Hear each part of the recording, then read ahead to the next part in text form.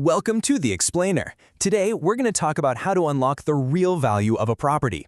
We'll show you how savvy investors look right past the asking price and the fancy pictures to find a building's true earning power, and how they dodge a multi-million peso mistake in the process. So, you see a building, right? And you probably think its value comes from its size, its swanky location, or how new it looks. But the real answer, the secret that's literally worth millions, is hiding in plain sight, in its expenses. Okay, so to really get this, we've got to break down one super important term that drives everything: operating expenses, or what people in the know just call OPEX. So just imagine the property is its own little business. OPEX is basically all the day-to-day costs that are absolutely necessary to keep that business up and running and making money. These are the costs you take away from all the money coming in to find out what you're actually earning. And this is absolutely crucial, so listen up. We are only interested in the property's ability to make money, completely separate from the owner's personal finances. I mean, things like the owner's mortgage payment or their income tax bill, they have absolutely nothing to do with whether the building itself is a good business. So ignore them. Totally irrelevant.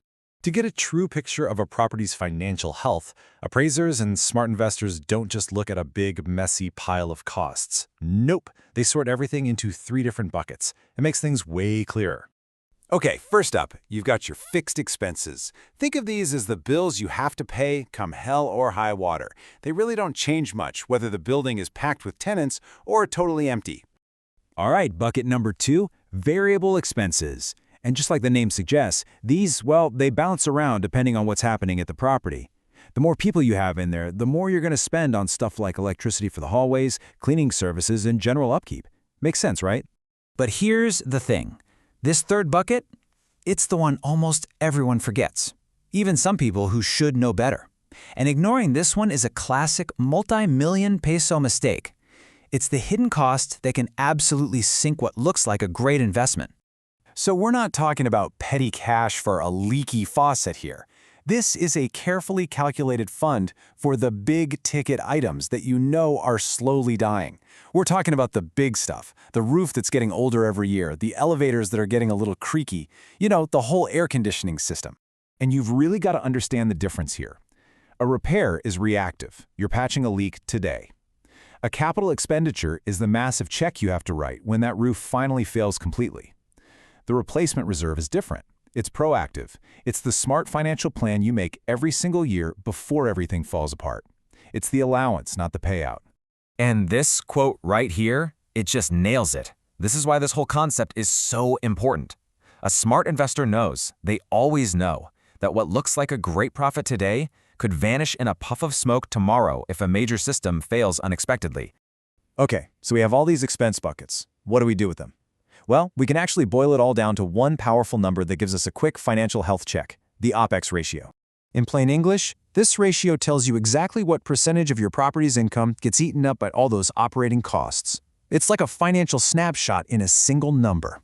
And it's pretty simple. Lower is almost always better. You can see property B is way more efficient, keeping more of its hard-earned cash. But a high ratio, like property A's, well, that's a huge red flag. It could be screaming that management is inefficient, or worse, that there are really big problems hiding just under the surface.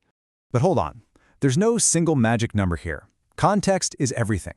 For instance, a residential apartment in the Philippines might typically fall between 20 and 40%. But that benchmark can change wildly depending on the property's age, what it's used for, and even the kinds of leases it has.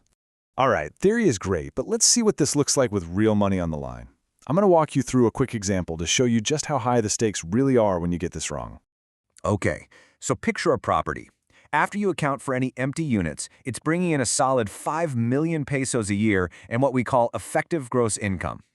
Now an analyst comes in, and they subtract all the obvious costs, the fixed and the variable ones. But oops, they totally forget to include that all-important replacement reserve. They come up with a net operating income, or NOI, of 3.3 million pesos. Then they use something called a cap rate, which just think of it as a tool that turns annual income into a total property value. At a 10% rate, they get a value of 33 million pesos. Looks good on paper, right? Yeah. What did they forget? The ticking time bomb. That slow, silent decay of the building's most expensive parts that's happening every single day. Now, let's do it the right way. We have to subtract that 200,000 peso allowance for future replacements. And suddenly, the true net operating income drops all the way down to 3.1 million. And when we use that exact same 10% cap rate, we find the property's actual defensible value is really 31 million pesos. Just think about that for a second. One little line item, forgotten on a spreadsheet, created a 2 million peso phantom value.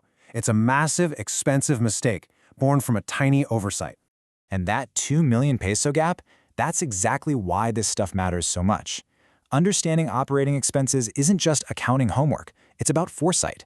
It is the absolute key to finding a property's true value and making smart, safe investments. Thanks for digging into this with me on The Explainer.